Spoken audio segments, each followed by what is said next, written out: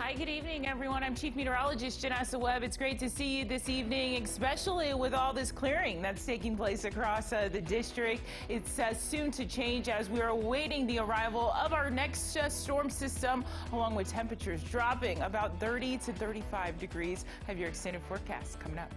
The station covering all of the DMV. This is DC News Now. Now at 9, a shooting right by 3 D.C. schools, sparking a wave of panic and lockdowns. Tonight, new details about the victim and calls against gun violence. Plus, could one of D.C.'s most popular neighborhoods be getting a makeover? We look at future plans in the works for DuPont Circle.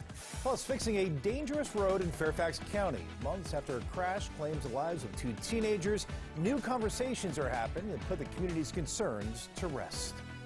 A mass shooting in Florida's Tampa Bay area, leaving 10 people injured. Good evening, and thank you so much for joining us for DC News Now at 9. I'm Thessamine Mahfouz. Hi, everybody. I'm Chris Flanagan. That breaking news just in tonight out of Lakeland, Florida. So here's what we know right now, according to our affiliate there.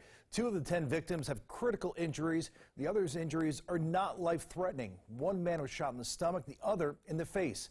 Police say the victims are all men between the ages of 20 and 35. They've not yet identified the gunman or released a motive at this hour. Of course, we'll be sure to keep you updated as new information comes in. And in D.C. tonight, a man is in critical condition after a shooting that forced 3 schools to go on lockdown. It happened around 3 this afternoon on Somerset Place, right by Coolidge High School, Ida B. Wells Middle School, and Whittier Elementary School.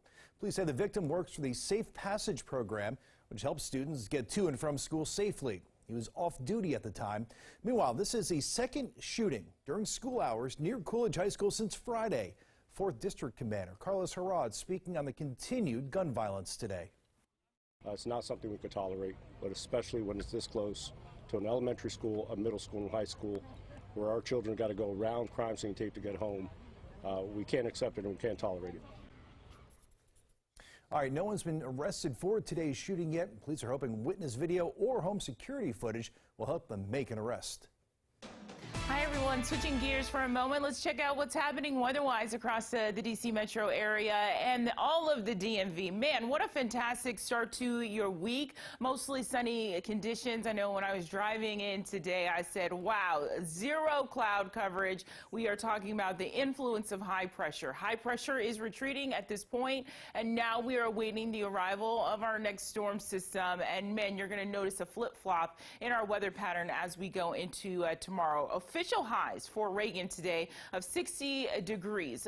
Folks, I mean, we're talking about 30 degrees above average for late January. We should be hovering in the lower 40s. Frederick today in the lower 60s, 61 out towards Quantico into Manassas Park, out towards Culpeper, upper 50s. Let's talk about Maryland, out towards Frederick, Maryland into Hagerstown, Washington County, upper 50s. Now, awaiting the arrival of this system coming from the deep south, a winter weather advisory has been put in place, and it's going to last until tomorrow morning. We're going to see a good wave of a little bit of snow as you are kicking off your day, especially for Garrett County, where last week they were tracking that big snow event that allowed about 5 to 6 inches currently on the ground, and so more accumulation is expected. So right now you're saying, hey, we're sitting under kind of partial clearing, but throughout your overnight hours, we're going to turn into mostly cloudy conditions. Temperatures as well, they're going to continue to drop. Now, the big weather story with the multiple waves of the storm system, it's going to provide kind of this wintry mix across the DMV,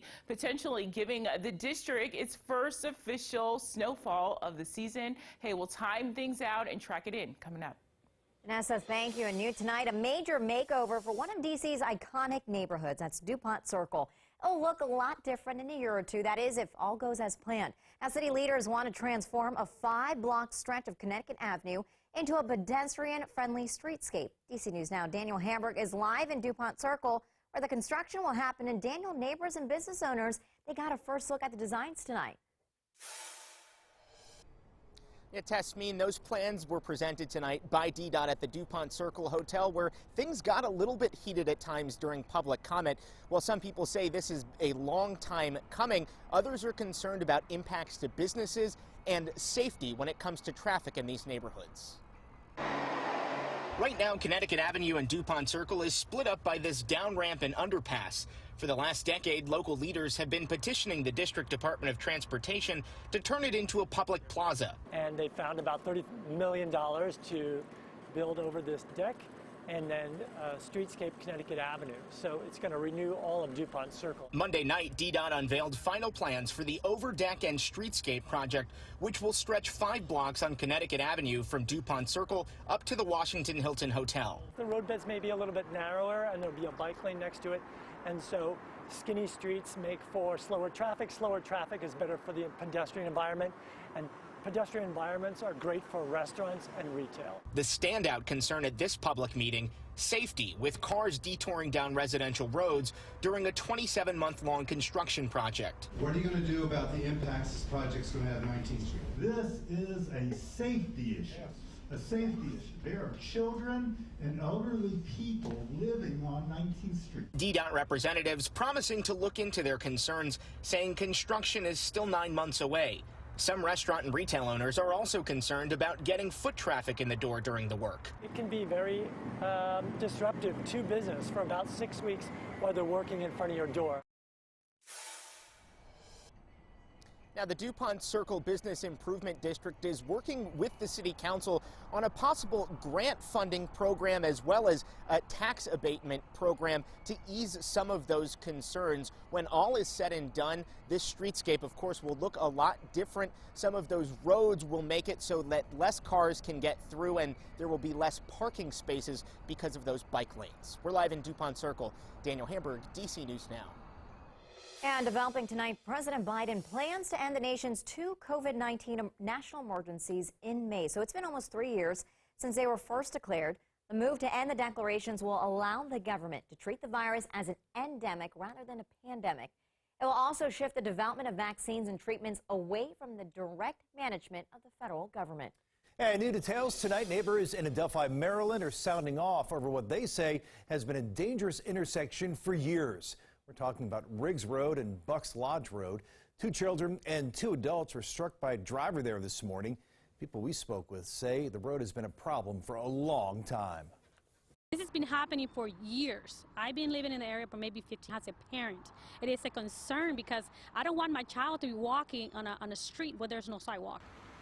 Prince George's County Police are in charge of the crossing guard program, but staffing has been an issue recently.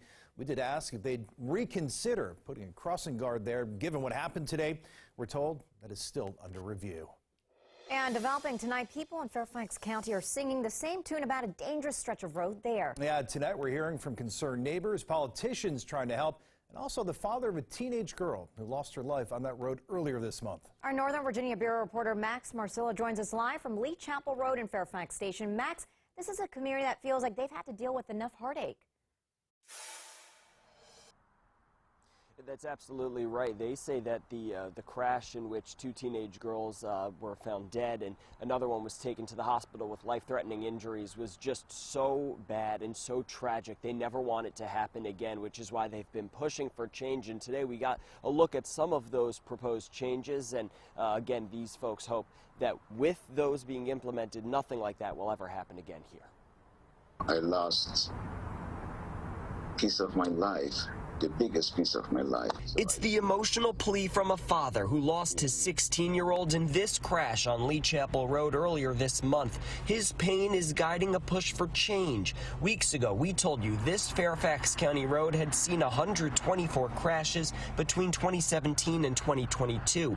That was before this tragedy. The hills and the curve and the narrowness adds a different component. Monday night, local and state politicians joined law enforcement, traffic experts, and concerned neighbors on a Zoom call to discuss how to curb this trend, one that's been a problem for a long time. I think it's a fixable issue that has been not addressed for many, many years, for decades now. Mark Saccharin grew up in this neighborhood and still lives nearby. He says he was on a school bus in elementary school when it crashed on the road, and he's worried without changes, any number of awful things could happen. For me, this road, it's about prevention. It's about prevention of another another family member or loved one losing their life. He's hoping the county and state put their money toward that goal. They've already started small. These white speed bars were painted on the dark, windy road, and other goals in the short term: increased signage, medium term flatten hills, and long term widening the road all remain. Just making sure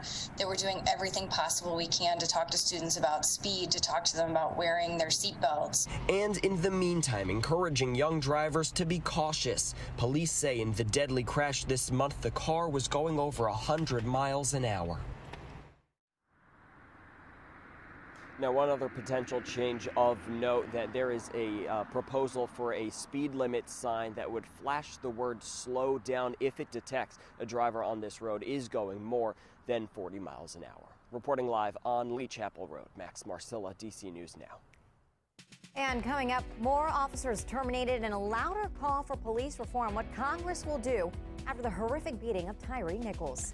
And a Frederick home lost to a fire. The family loses everything. They speak to us about their long road to recovery. You're watching DC News Now at 9, covering the news where you live, from the Kennedy Center in Washington, D.C. to West Virginia. Stick around.